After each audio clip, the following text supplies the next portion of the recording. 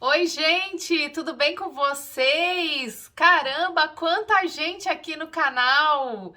Que alegria para você que está chegando hoje no meu canal e para você que já me segue. Sejam todos muito bem-vindos aqui no Saia da Toca com Carli Coelho. Esse canal é para você mesmo, gente, que está fazendo o seu TCC, que está precisando de um guia, de uma orientação para que essa jornada seja muito mais tranquila, muito mais harmoniosa. Esse é o papel do Saia da Toca, então isso me deixa muito feliz. E aproveitando a força desse vídeo, eu venho aqui te perguntar se vocês já se inscreveram nas minhas redes sociais. Vocês já se inscreveram no Saia da Toca com Carli Coelho do YouTube? Já ativaram o sininho para as notificações? Já? Maravilha, porque só assim para você receber o conteúdo exclusivo e quentinho que tá vindo aqui para você, né? Já se inscreveram também no @Saia da Toca com Carli do Instagram? Já? Maravilha! Lá vocês também vão encontrar muita informação, muitas dicas úteis, né? E aproveitando o ensejo, já peço aqui para você já dar um joinha nesse vídeo e compartilhar esse vídeo com outros amigos que provavelmente devem estar desesperados, com os cabelos em pé por conta do TCC, sem a menor necessidade. Vamos combinar, né, gente? Então, além de vocês me ajudarem, vocês também vão estar fazendo um ato de generosidade, contribuindo com outras pessoas que devem estar estressadas e não precisa. Bom, gente, o vídeo de hoje eu peço para vocês foco. Então, eu peço que vocês já peguem a sua água, o seu suco, o seu lanchinho, entendeu? Sente aí, se acomode e foque aqui comigo, porque hoje o assunto ele é fundamental. Sabe, eu venho batendo muito na tecla, eu venho falando muito para vocês sobre plágio. Inclusive, tem um vídeo aqui que eu vou deixar a descrição aqui no card, que é sobre tipos de plágio. Quem não assistiu, eu recomendo que assista. E como evitar o plágio? A gente evita o plágio fazendo a referência, né, dando crédito à obra ou aos autores das obras originais. Toda vez que a gente faz um trabalho acadêmico, como no caso um TCC, a gente sempre se baseia em ideias que já foram escritas, em obras que já foram feitas para escrever o nosso TCC. Então, nosso TCC ele é muito reflexo de coisas que já existem. Só que essas ideias não foram criadas pela gente. Elas vieram de outras pessoas, de outras obras. Elas têm outra autoria. Então, para que a gente não cometa plágio, a gente sempre tem que dar o crédito a essas obras iniciais, fazendo as citações. Então, se liga, porque o vídeo de hoje vai ser sobre citações. Citações diretas, citações indiretas e os modos de fazer as citações, tanto pelas normas da ABNT como pelas normas Vancouver. Então, caneta e papel na mão e vem comigo para esse vídeo.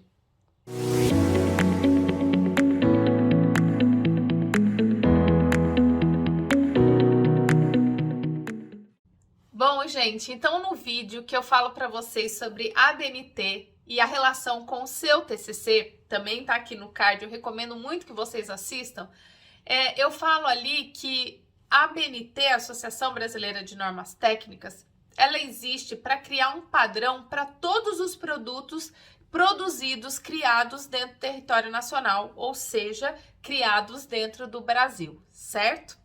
O seu trabalho, acreditem vocês ou não, ele não é só importante para você, né, para o seu conhecimento, mas ele é um produto público, porque tudo aquilo que você colocou ali, que você escreveu ali, serve para instruir, para educar outras pessoas, ou seja, o seu TCC, ele é produto de utilidade pública, ele serve para atender a uma comunidade. Então, olha a importância. Por esse motivo, todos esses produtos, eles têm que seguir essa padronização de modo que eles sejam comparados e de modo que eles sejam replicados. Em pesquisa, isso é muito comum. O seu estudo nunca termina em você. Ele é sempre um elo para futuras pesquisas. Então, baseado na sua metodologia, de novo, a metodologia a gente sempre está falando de um padrão, o seu estudo ele vai poder ser replicado a fim de conferir se aquilo que você está falando é verdade ou não, ou algumas pequenas modificações vão poder surgir a partir daquele modelo para que outras perguntas de pesquisa sejam respondidas e a fim de que, então, a gente tenha uma evolução na ciência, entendeu? Com outras respostas. Por esse motivo, é tão importante que a gente tenha normas, né, de padronização para poder manter o rigor científico, a qualidade desses trabalhos acadêmicos. Então, como foi dito anteriormente, no Brasil, a gente trabalha com as normas da ABNT, Associação Brasileira de Normas Técnicas, mas em outros lugares do mundo existem outras normas. Então, vocês vão ouvir falar muito na APA, que é uma norma utilizada bastante aqui nos Estados Unidos, as normas Vancouver, que também são utilizadas aqui na América do Norte, mas também é muito requisitada aí no Brasil. E hoje, nesse vídeo, eu gostaria muito de mostrar como fazer as citações, tanto pelas normas da ABNT, quanto pelas normas Vancouver. As normas Vancouver foram criadas em 1978 na cidade de Vancouver, aqui no Canadá, por um grupo pequeno, né, de editores de periódicos da área médica que se reuniram a fim de traçar diretrizes para padronizar a publicação dos manuscritos em periódicos, porque naquela época cada revista, ou seja, cada periódico, né, tinha uma regra, então isso ficava tornava muito difícil para o autor publicar os seus estudos, porque não existia uma padronização. Como eu disse, a padronização ela facilita muito, ela mantém a qualidade. Depois, com o passar do tempo, né, esse pequeno grupo acabou virando uma comissão que se tornou a Comissão Internacional de Editores de Revistas Médicas, que aprimoraram essas diretrizes e tornaram elas como requisitos uniformes de manuscritos e passaram a ser conhecidas, tipo, tanto aqui na América do Norte inteira, quanto na América do Sul, no Brasil, em outros lugares do mundo. Então, essa é a famosa norma Vancouver que a gente tanto ouve falar. Agora, a grande diferença entre a ABNT e a Vancouver, né, o que me salta aos olhos, que logo vem à minha cabeça, é principalmente a diferença entre as citações e as referências. Então, quando a gente pensa em normas Vancouver, a gente pensa naquela citação numérica. Porém, eu gostaria de deixar muito claro aqui que as normas da ABNT também possui esse tipo de citação numérica. Então, caso você queira fazer citação numérica, você também pode fazer pelas normas da ABNT. No entanto, as normas da ABNT são mais conhecidas pelo seu formato de citação, sobrenome de autor e ano. Então, essa é a grande diferença. E as referências também, lá no final, a última seção, já na parte de pós-texto, também muda um pouco o formato, tanto da ABNT quanto da Vancouver. Então, um exemplo é que as referências pelas normas da ABNT, o nome dos autores são sempre escritos em caixa alta, né? Todas as letras maiúsculas, enquanto da Vancouver esse já não é um requisito. Mas me acompanha aqui que eu vou mostrar agora na prática essa diferença de citações, tanto pela ABNT quanto pela Vancouver.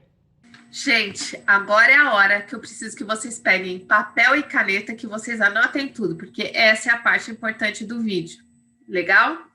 Bom, então toda essa classificação aqui de citações dentro do texto, elas são importantes, principalmente quando eu estiver falando das normas da ABNT. Então, existem diferenças, existem modos em se fazer isso apropriadamente. Então, eu vou explicar para vocês o que é uma citação, ou como fazer uma citação com até 3 autores, como fazer uma citação com 4 autores ou mais, e aí vocês vão entender o porquê que a gente usa, né, esse termo em latim, etial ponto, que na verdade é um termo abreviado de etialia e que significa entre outros.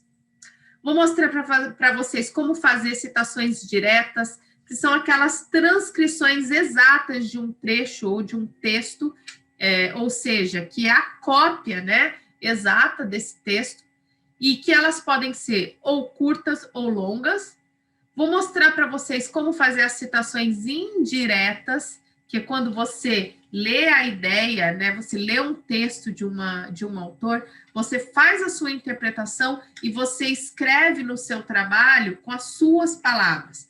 Aí muitas pessoas pensam, ué, mas se eu estou escrevendo com as minhas palavras e mesmo assim eu preciso citar, você deve citar. Caso contrário, você estaria cometendo plágio. Então, isso é o que a gente chama de paráfrase, extremamente importante. E, por último, eu vou falar da não recomendada citação de citação, mas que caso haja a necessidade, existe uma forma correta de se fazer, e é usando esse outro termo em latim, que é o apud, que significa citado por. Então, vem comigo, me acompanha aqui e presta atenção, hein? Bom, então, eu trouxe um exemplo, né, de um estudo, de um artigo. Então, como vocês podem ver aqui, tem a revista desse estudo, o volume, o ano de publicação, o endereço de onde a gente encontra esse artigo, o título em inglês, título em português, e como a gente pode observar, existem 2 autores. Então, esse modelo de citação, ele serve para até 3 autores. Então, se tivesse 1, seria feito desse jeito. Com 2, conforme está no exemplo aqui, é feito desse jeito. Com 3, seria feito desse jeito também. Então, esses xizinhos que eu coloquei aqui, é só uma forma figurada de mostrar para vocês que eu escrevi esse texto, seja ele fazendo uma cópia, ou seja, fazendo uma paráfrase, né, que é aquela interpretação, escrevendo com as minhas palavras. E aí, no final, como essa ideia foi extraída de outras pessoas, eu preciso dar esse crédito. Então, segundo a norma da ABNT-NBR 10.520, o que ela preconiza? Que, ao final da sua citação, que você abra parênteses e que você cite o último sobrenome de cada um dos autores com letras maiúsculas, separados por ponto e vírgula, seguido do ano de publicação e da página. Então, conforme essa regra da ABNT, eu coloquei Carraro, que é o último sobrenome do primeiro autor, com letras maiúsculas, ponto e vírgula, seguido do último sobrenome do segundo autor, que nesse caso é Carina Paes Burger, então coloquei Burger aqui, vírgula, o ano de publicação, 2019, e a página. A norma Vancouver, ela simplesmente estipula que se essa citação foi a primeira citação que apareceu dentro do texto, então que você deve colocar o numeral arábico, então nesse caso o número 1, sobrescrito, né, pequenininho, lá em cima do texto, ou assim, sem nada, ou entre parênteses. E aí, quando você fizer a sua seção de referências, a sua primeira referência vai receber todas essas informações aqui desse estudo.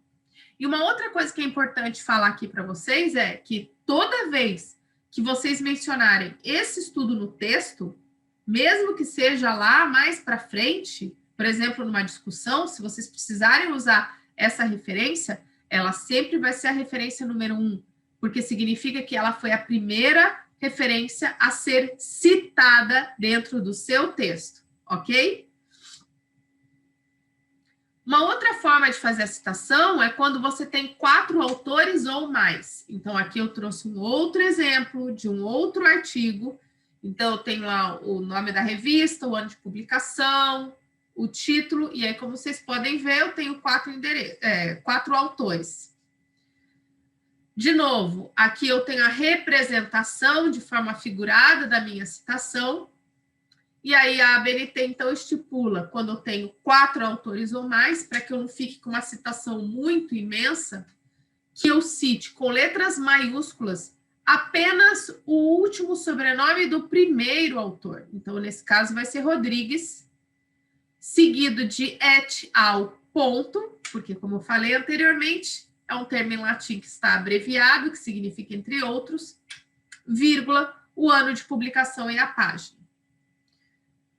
A norma Vancouver, ela estipula que, se essa for a segunda citação aparecer dentro do texto, que você indique com o número arábico 2, sobrescrito, né, pequenininho, elevado, ou entre parênteses ou fora dos parênteses, como estou aqui, e que lá na sua seção de referências, que é aquela última parte lá no pós-texto, a sua referência número 2, então, seja identificada com a informação desse artigo. E todas as vezes que essa citação aparecer no texto, ela sempre vai ser a sua citação número 2. Tudo bem? Essa é uma regra básica, essa é uma regra geral. Então, se você estiver fazendo uma citação direta, ou uma citação indireta, ou uma citação de citação, isso que eu acabei de explicar para vocês vai se manter. Combinado?